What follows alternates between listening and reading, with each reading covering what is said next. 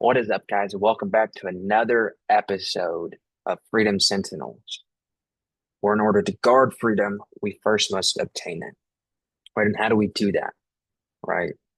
We're going to create personal and financial freedom to shape opportunities for yourself and others in order to mold others, benefit others. Right?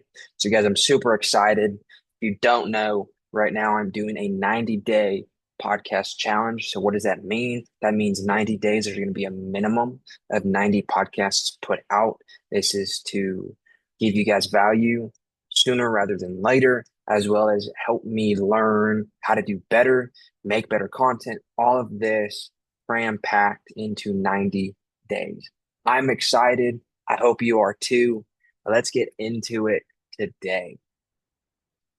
So today's episode is the money traps of your 20s. And I mentioned on the last one, you can still be making the same mistakes as an older person as someone in their 20s, right? Because these are habits that we tend to go towards instead of looking at the problem to fix it.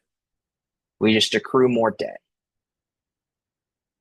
right? So this is the money traps of your 20s, all right?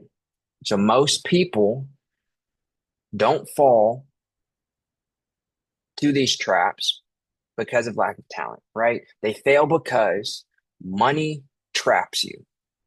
Credit cards, lifestyle creep, and delayed investing, patterns that can ruin your future before it even gets started. Here's the reality. Money is one of the fastest ways to either buy your freedom, right? That financial freedom that we're here to create, or chain you into slavery. The financial choices you make now, right? I know this is about the 20s, but I don't care if you're 20, 30, 40, 50, 60. The decisions we make now matter because as we get older, it's a ripple effect. If we have bad habits, we have to unlearn and relearn. So let's start today getting better. So I want to break down some of the traps that get people stuck. These are three easy ones to look into and what research says about them, how you can avoid them so you can eventually build that financial freedom instead of regretting your financial peace. Okay. Point one, the debt spiral. Guys, if you're not taking notes, I encourage you to do so. But let's start with debt. Okay, the silent killer of freedom. According to the Federal Reserve, the average credit card debt for Gen Z sits around $3,500. Okay, so it's $3,500. And CNBC reports that 48% of Gen Z already carries credit card debt, often with interest rates over 20%. If you only make payments, the minimal payments, the debt can take over a decade, 10 years, over 10 years to pay off and cost you thousands in interest.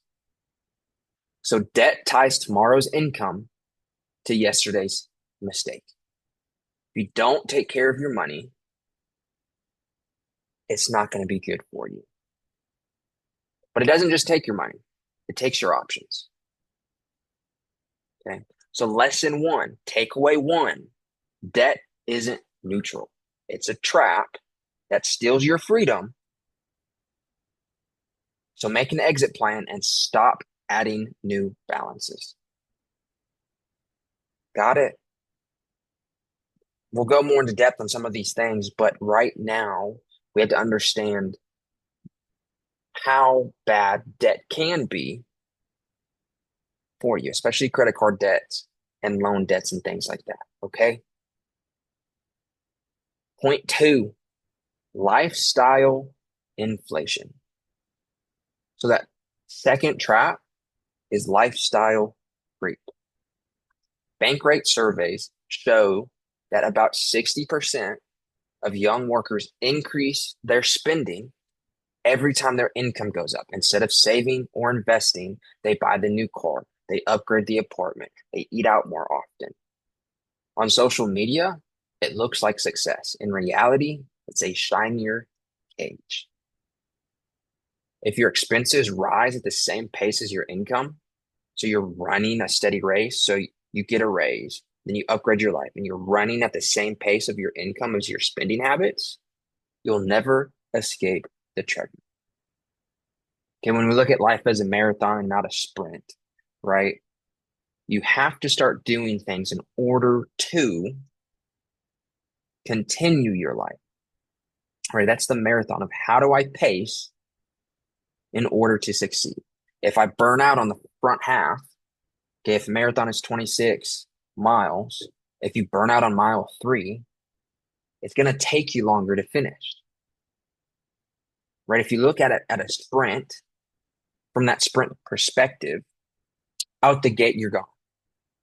But then everyone passes you, right? The people that are smart with their pacing, with their spending, are going to be able to do more things long term than you are, right? Don't be average. The average person sprints in life with their money, with their income, with their spending habits, and doesn't think about the after effect, the after I'm out of money, right? Over 65% of Americans live paycheck to paycheck. Okay. And about 60% of young adults increase their spending when they get a raise. So you start to see a correlation of bad spending habits having to live paycheck to paycheck. Okay. So takeaway number 2, when your income increases, pay your future before you upgrade your lifestyle, right? Pay yourself first. Don't go out and party. Don't go out to the bar. Don't go out to an expensive, lavish dinner, right? Pay yourself first. You're in the business of growing yourself in order to grow others, right? We can use the airplane analogy of first help yourself, put that oxygen mask on, to then help another. Same thing with your money. Okay. We have to pay attention. We have to pay ourselves first. Okay. Point number 3. This is where the game flips. If you invest just $200 a month, starting at 25, you'll have over 600,000 when you retire. Now that's a small amount, but because compound interest is a thing, it benefits your future. Okay? You start at 32, you'll end up with less than that. Okay. This is important. We have to start where we're at. And I get some of you guys listening may not be in your 20s, but we can look at where you're at now, change your spending habits, look at how to save and invest to get you on path, on par, using golf, right? On par to your goals, to your dreams, especially when you retire. Okay. Continuing to use the golf analogy, right? If you start in your 20s investing, you're going to get your birdie or your eagle, right? You're going to get ahead, right? And if life is a marathon, you have to pace. So isn't it better to be ahead now than to figure out later you should have started 10 years ago? That's where we're at. Okay. The power of compounding interest is huge. Time does the heavy lifting if you start now, if you start earlier. That's what we got to get to. We got to understand, how do I start from where I'm at to get where I'm going in the future? Not where am I getting to tomorrow? Where am I getting to next week? Where am I getting to in 5, 10, 15, 20, 30 years? What do you need? Okay. Albert Einstein supposedly called compounding the 8th wonder of the world. And in this case, it was right. Those who understand it earn it, and those who don't pay it, right? Think about credit card. You have to pay an interest rate instead of investing your money and using that interest rate to grow your money, right? A percent that grows your money. Okay. So takeaway number three, the sooner you plant, the greater you'll harvest. Okay. That's what we're here to do. In order to shape opportunities and to mold others, we have to create personal and financial freedom for ourselves first in order to do the other things, in order to gain more opportunities, in order to help other people become better. So here's some practical challenges for you this week, because we're about to be at the start of October. This week, here's what you're going to do. Pull out your last bank statement. Circle three expenses you don't need and cut them.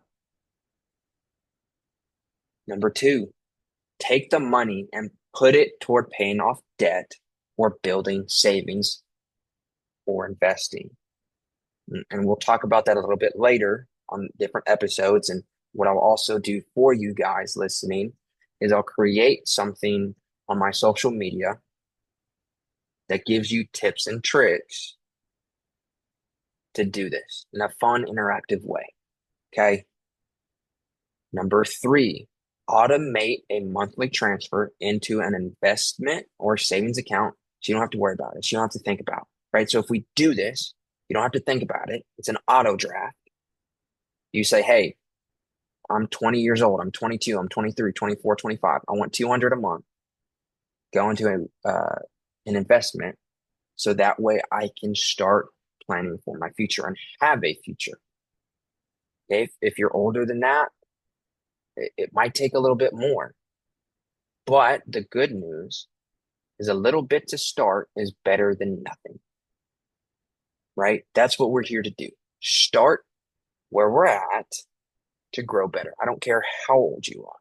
I don't. We have to start somewhere, right? Some of the greatest companies that or individuals that grew themselves started later in life. You know, Colonel Sanders with KFC, he was 60s or 70s. I don't think J.K. Rowling got published until she was over 30, right? So what we're saying through their experience is it's okay to start later because that's where you're at now, right? So if you're a little bit older, we got to start somewhere. And those three challenges, right? Pulling up your bank statement and cutting out three expenses that you don't need. Take that money and pay it towards debt, right? Or building savings, right? And then we're going to look at looking into getting an auto draft, an automated way so you don't have to worry about the savings or the investing because it's doing it for you. You don't have to look, and it's part of your budget. Okay. You don't have a budget, that's a whole nother thing. But that's what pulling up your bank statement does for you. It allows you to see what you're really spending your money on. It doesn't have to be big, it just has to be consistent. $50 a week, say, is huge. That's 200 a month. $50 a month, across the year, that's what? $600, give or take. It matters. It really matters. Okay. So your 20s can be the decade that traps you or the decade that frees you.